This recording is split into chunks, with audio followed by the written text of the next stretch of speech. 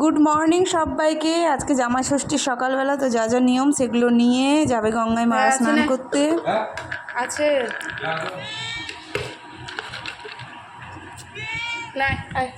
এটা আমাদের জগ, জানেন কি অদ্ভুত রকমের খাবার খায়। এই ভুজিয়াটা ওর ফেভারিট, ছুটির ডাঁটা খায়, ঝাল বড়া খায়, ষষ্ঠীর আম, এটা ছাড়া তো অসম্পূর্ণ আর কি। তারপরে ডালা সাজিয়ে নিয়েছে ষষ্ঠীতলায় যাওয়ার জন্য, পুজো করে চলেও এলো। মারা ফল প্রসাদটা একটু খাবো। আর এদিকে আমি সুশান্তের জন্য মিল্ক শেক বানাচ্ছি।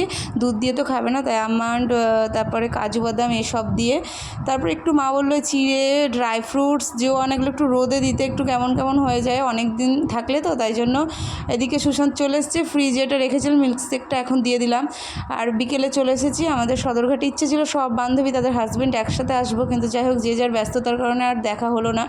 শেষে একটু ভেজ মাঞ্চুরিয়ান আর মোমো খেয়ে বাড়ি ফিরলাম। আজকের দিনটা এইভাবেই কাটলো। টাটা।